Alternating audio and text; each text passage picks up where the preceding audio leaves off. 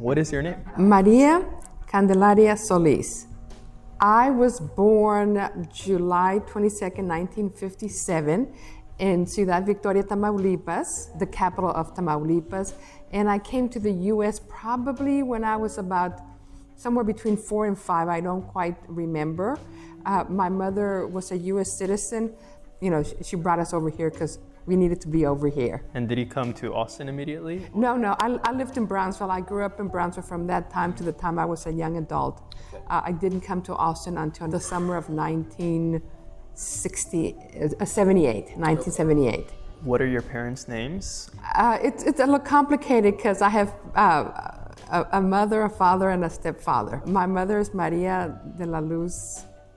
She would say de la Fuente was her maiden name, but then, you know, when she married, it was Solis. My father, he stayed in Mexico, was Norberto Reyes. And my stepfather he had a complicated first name. It's Credley Solis. He was Honduran. Do you have any siblings? I have 4 brothers. So one's about 10 years older than I am. His name is Jose Guadalupe de la Fuente. My next brother is Norberto Reyes, and he's a year and a half older than I am. After myself, I've got a brother that is 2.5 years younger than I am. His name is Luciano, and then my youngest brother, he is 7 years younger than I am, and his name is Jorge. Who were your grandparents? My grandparents, I actually grew up with my grandmother, my mother's mother. Wherever we went, she went with us. Her name was Candelaria Melendez Garza. Who were your aunts, uncles, and cousins, and their names too?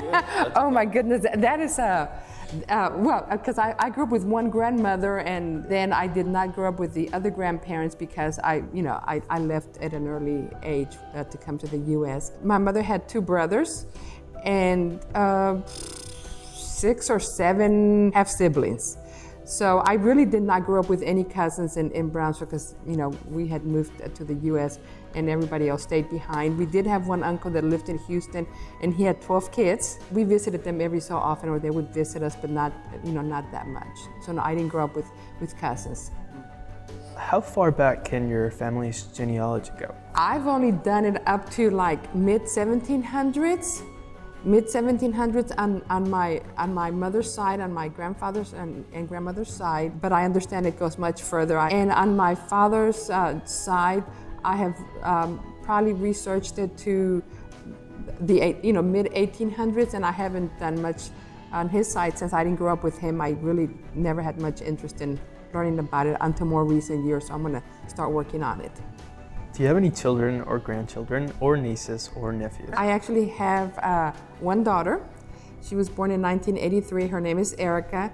An interesting thing about her is that she's got my same middle name and my grandmother's first name because, you know, as the Mexican calendar has different saints' name, and my middle name and my grandmother's name was Candelaria, and my daughter was actually born on February the 2nd, which is, according to that calendar, it's Candelaria's Day. So that's actually her middle name for that reason, yeah. So I assume no grandchildren or nieces nephews yet? No grandchildren. There will be no grandchildren as far as I know, just dogs that I dog sit for her, that's it. Yes, no grandchildren. Here in town, I've got 2 adult nephews. My brother lives here in town, and his children. You know, my nephew lives here. And, you know, he lives in Maynard. We're not real close, but his sister is very close to my daughter. She lives in Boston right now, but they've been best of friends, you know, ever since we can remember. Where did you go to school? I went to school down in Brownsville. I graduated from high school down in Brownsville, went to Cromack Elementary, Falk Junior High, and Brownsville High School. And then my last 2 years, I graduated from Porter High School. That was a brand new high school. You know, back then. I started off as a junior there and finished my senior year. In fact, this year it's their 50th anniversary. Being open, so now you know how old I am. Well, what would you like to share about your childhood, your adolescence, or even your adulthood, either from Mexico or even on to Brownsville? Geez, that's kind of difficult. Because being an only girl, I really didn't interact much outside the house. I went to school, came home. I think my neighborhood was mostly boys, so I just kind of stayed home. During the summer, so I wouldn't be bored, I used to read the encyclopedia for fun. That's, those are some of the things that I did. And as a young adult, I came to Austin, and I've been here ever since 1978. Yeah. Would you like to tell us any stories about your parents, your grandparents, or other members of your family? My mother was a stay-at-home mom. She cleaned house, she cooked meals. My grandmother did the same thing. I went home for lunch. During school we actually had a whole lunch hour, and I used to walk home every day, which was just a few blocks from the school, to have lunch and then go back to school. We don't allow our children to do that anymore, but I used to go, like if we needed milk or something like that, I used to walk to the corner store to buy the milk or tortillas or anything like that. But other than that, there's really nothing spectacular. Like I said, my mom was just a stay-at-home mom. My stepfather was a shrimper, and he was gone a lot, home for a week or two, and then he'd be gone for sometimes a month or 2 months, and then home for another few weeks. What was your neighborhood growing up like, and where was it? It was in Brownsville, and actually it was, I guess, I didn't know it at the time, but apparently it was a tough neighborhood. I didn't think it was. It was just a regular neighborhood, but obviously other people think it was a tough neighborhood. My school that I went to was just down the street, just a few blocks. Kids played out in the street. They, came to visit my brothers because, they had plenty of friends. But there was really nothing different about my neighborhood, at least not that I could compare it to anything else, because I rarely went out of my neighborhood. I don't know if you've been back, but has it changed since then? Yes, structurally it has changed. Houses have been torn down, rebuilt. There's no corner store anymore. It looks nicer, and it's not too far from one of a college that's based there. So the streets are some of them are highways now instead of just streets. So yes, it's changed. The last time I was there was May for my nephew's college graduation. And what about the neighborhood here in Austin that you first came to? Actually, I came to UT. So I was a student at UT, so I lived in a co-op house based at UT. Is that co-op house still around today? No, I don't think it was a series of I think 12. There were 12 houses. It was at 26 in widest, and it was like all these houses, 2-story houses with a central courtyard. Like the house where I lived, there were 18, I believe it was 18 of us. Have you moved to another neighborhood since then? Yes, I lived in Riverside area for a while, for a few years. Then I moved to Burnett, North Loop area. I lived there for a few years. Actually, after my daughter was born, I lived in the Buda Kyle area for 5 years. We came back in 1990, back into town, 1988, 89, somewhere like that. And I've lived in South Austin ever since then. So it's 35 years. Your stepdad or your mom, were they involved in the neighborhood or in any community activities in Brownsville? Nope, not at all. My mother was a stay-at-home mom. She didn't speak any English. She tried, going to classes, but when I think back about my mom and I remembered her reading or trying to do things, and I really honestly truly think she was dyslexic, just because I do have dyslexia runs in my family. I've got a brother and a niece that they are dyslexics, and I believe my mother was dyslexic, just remembering what I remember about her reading and trying to struggle with understanding some things. Well, maybe a little bit about your stepfather. You said he was a shrimper. Does that mean that he caught shrimp? Yes, and fish and other things. Yes. Yeah, on the Gulf Coast. Yes, on the Gulf Coast. Yes, but he was a shrimper, and anything else he caught was just on his own. But yeah, it was shrimp. Did he ever bring any home? Oh yeah, yeah. I grew up eating shrimp on a regular basis. Shrimp, fish, and even turtle soup back then. Now it's illegal to catch them, but back then even turtle soup. Is it good? I mean, I don't remember. I just remember my mom making it and giving it to us, but I don't remember whether it was good. I mean, it must have been I ate it and I never complained. If you'd like to answer, were there any injustices that you or any family member experienced within Texas and that you would like to talk about? No, I didn't experience any, because I lived in a predominantly Mexican city. Really, basically, even now, it's like the majority of the people of Mexican descent. Not even Central American or anything. There were very few of anybody else except Mexican Americans. Okay. Yeah. So no, I did not experience any discrimination, or none that I was aware of, because we were all the same. Yeah. Maybe was it different in Austin when you moved here? Did you experience any discrimination? When I came to Austin, I always felt I was, of Mexican heritage, so I was, felt I was Mexican American. And when I came to Austin, people wanted to label me as Spanish. And I had a hard time with that, because I'm not Spanish, I'm Mexican. I think that was a big thing back in the 60s and in the 70s, being of Spanish descent. What would you like visitors or new residents to know about Austin and Travis County, maybe? Geez, that's difficult, because it's like I've lived here this whole time, and I don't want them to come. I want them to stay away. That's really what I want them to do. Stay away so that I can not suffer so much in traffic and all different kind of stuff. Like when I go eat at a restaurant, have to stand in line for too long to wait to get seated. It's a nice town to live in. You just have to find your own group of people, find something that you like to do, and just do it.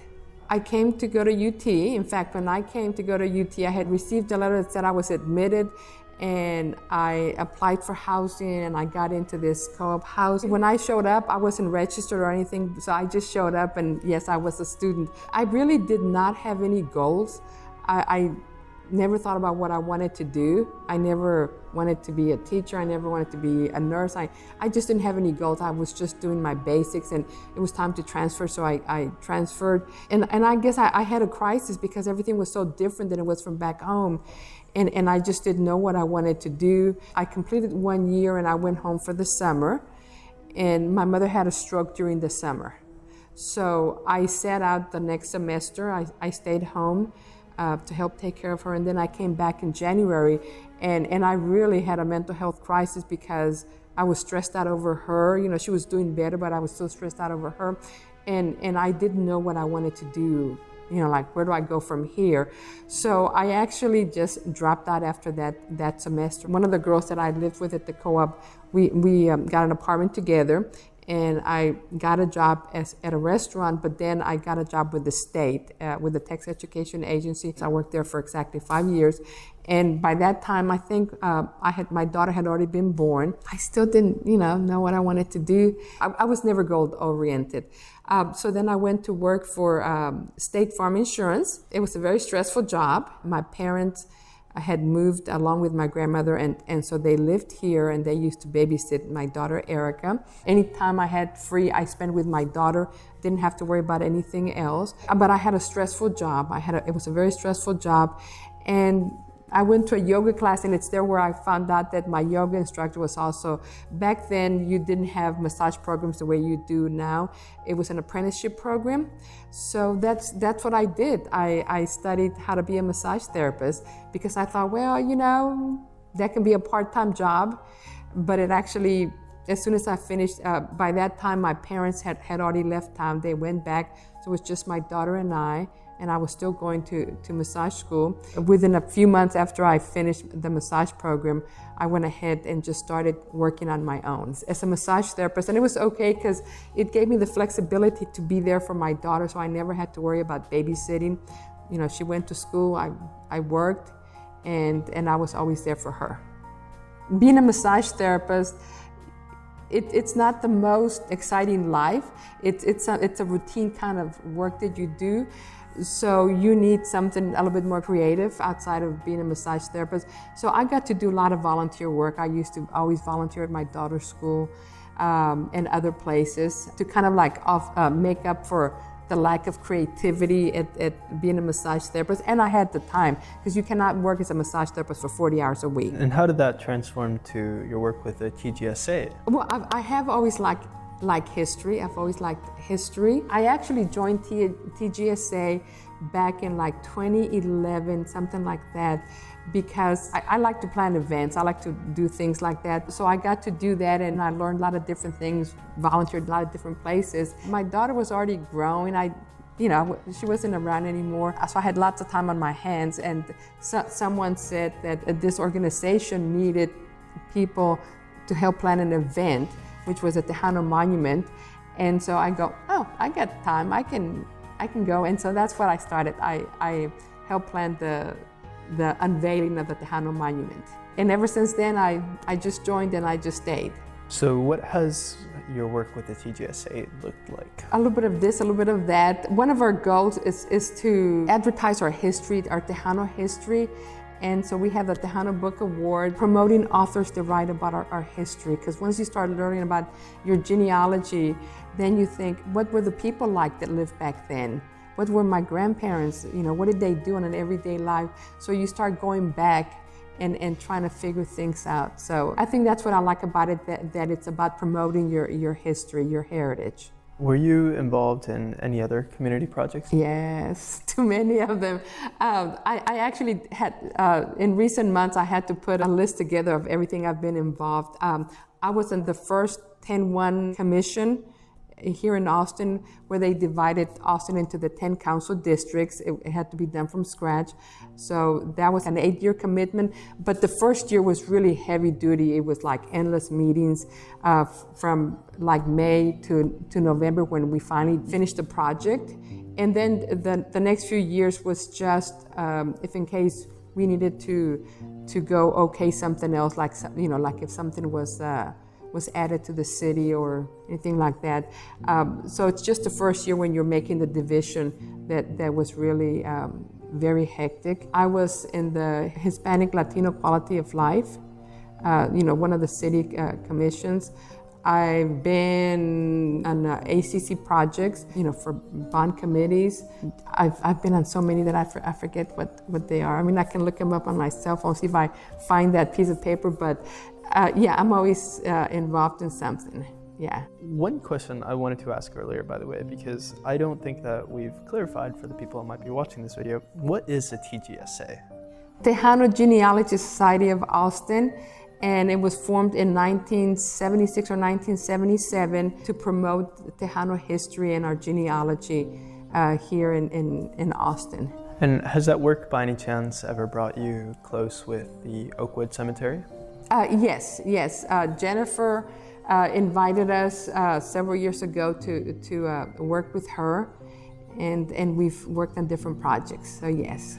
Would you be willing to talk about AISD and your efforts to get your daughter admitted? I'm one of those parents that always believe that the best way to get a good education for your daughter was always to be a volunteer in schools. Be there, do whatever you could, and that's what I did throughout my daughter's whole school years. I was, in the PTA or any way I could volunteer, I always did that. Being a single parent, I didn't have the means to pay for a college education, but to me the easiest thing would be for my daughter to go to UT, because it was based here in town. Back then they used to have the top 10, so the top 10 of each high school would get admitted to UT, and that would be ideal because it was here in town. So my daughter was in the top 10. AISD kind of complicated the issue because my daughter went to a magnet school, and at that time there were 2 magnet schools. There was the Liberal Arts Academy that my daughter went to that was based out of Johnston High School. And then there was the Math and Science Academy that was based out of LBJ High School. And so my daughter was more of a liberal arts student, so she went to the one at Johnston High School. And so she was in the top 10. So I felt that she was automatically going to get accepted to UT. But about her junior year, these magnet schools were picking their children to be in the top 10 incorrectly. They were getting top 10 students from the magnet school and top 10 from the regular, school. So that exceeded the top 10 of the whole school. You were actually choosing like 2 different groups in one school. And they were not the only school district that was doing something like that. Other school districts were doing things differently to get their students into the top 10. So they said no, that they would not be able to do that anymore, that they had to get top 10 of the total school. The school district didn't want to, discriminate against anybody, because like at LBJ, the majority of the students were African American, And at my daughter's school, the majority of the students were of Hispanic or Latino origin. And they just felt that a lot of the magnet schools were mostly white children, which really wasn't true, but that's, the way that it appeared. And so the school district was told that they would not be able to do that anymore, that they had to get top 10 of the whole total school. And so the school district was trying to find ways. So then they decided if they did top 10 for the magnet school, all the top 10 students were going to come from that group, and the other school kids were not going to be able to have an opportunity to be in the top 10. Like if there were 200 kids, then 20 from the magnet school were going to be in the top 10, and then the other part of the school, 10% were going to be from there. And the number still did not work out. It did not work out. If they did it in a different way, my daughter would no longer be in the top 10. Okay, so I was kind of upset over that. A group of us parents decided to sue the school district for that, because one of the things that I did, now mind you, my daughter never wanted to go to UT, okay? She never wanted to go to UT. She could care less about that. She wanted to go to a liberal arts college where it was a small college, not a big college. But I felt that the other students were not getting a proper education. They were not getting the same attention that the magnet school kids were. I mean, I did it for one reason, other parents did it for different reasons. So there were 3 students that were talked by their parents into suing. One was a definite top 10. There was no way he was not going to be in the top 10. The other one was my daughter, who was a top 10, even though she was closer to the bottom of the top 10. And then another student who was not in the top 10, but could potentially be in the top 10. So they kind of got a mix, and they sued the school district. And the school district could have solved all this problem by having 2 schools based out of the same building. But they didn't want to do that. Creating 2 schools, they didn't want to do that. So we sued, and we won. The judge ruled in our favor. I believe it was the fall, because I remember that the day we went to court, it was my daughter's homecoming game. And she was very upset. She was very upset over that.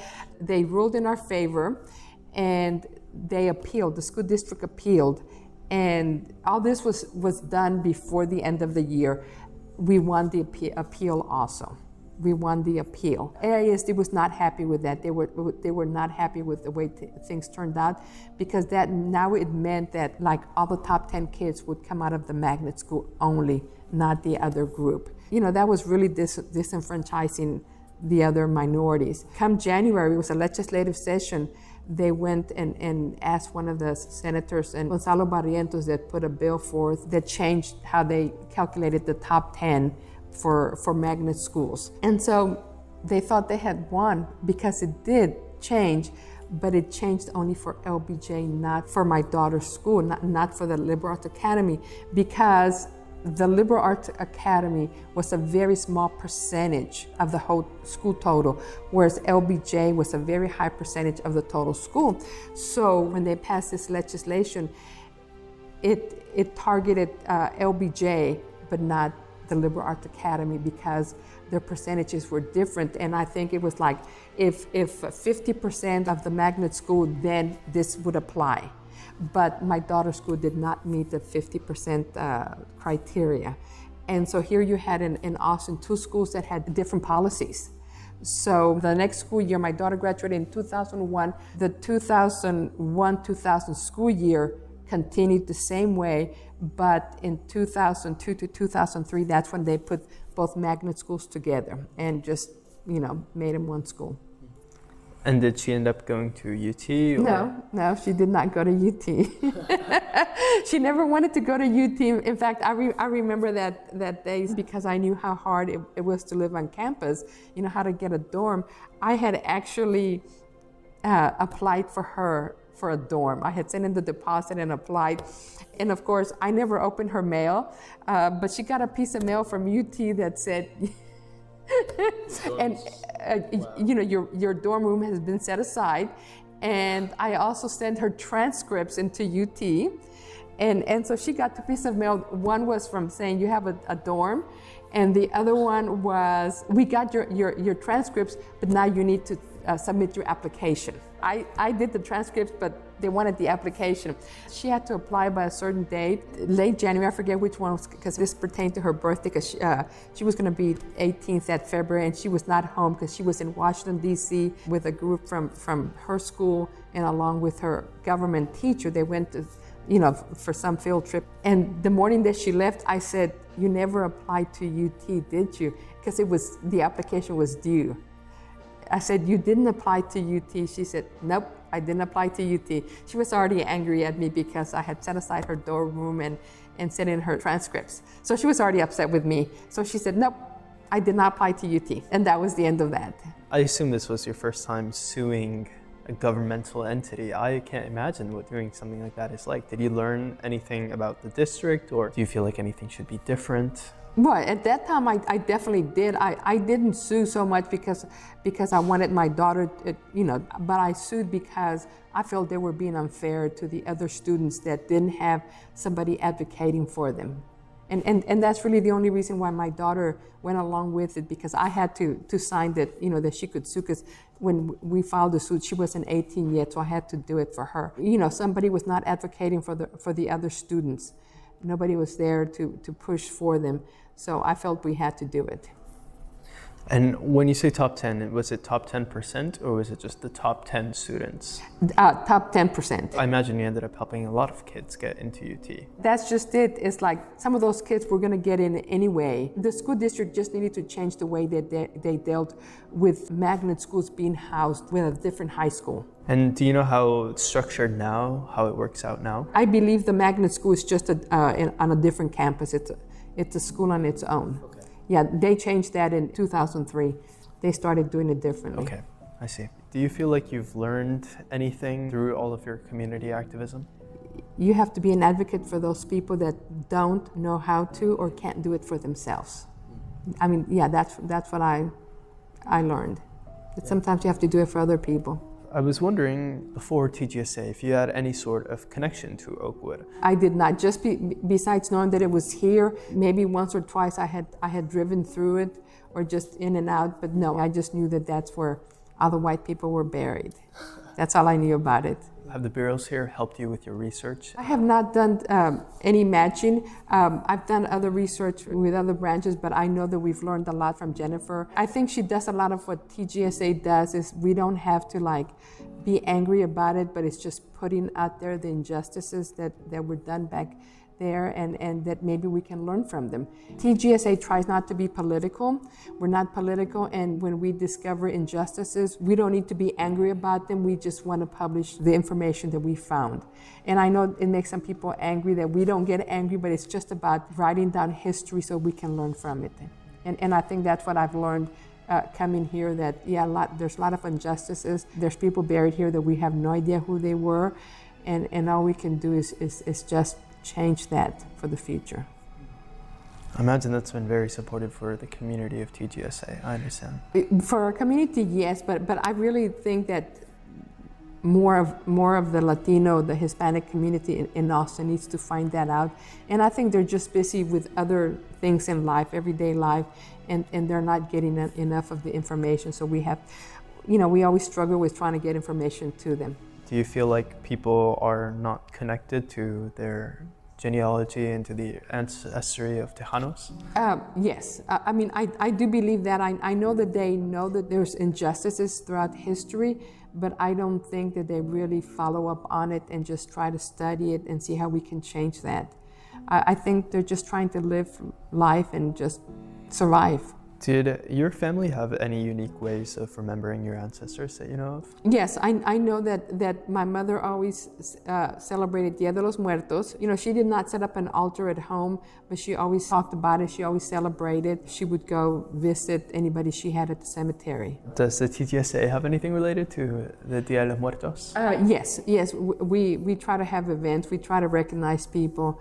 I know that in the past, when the MAC would have events, we've had altars there before.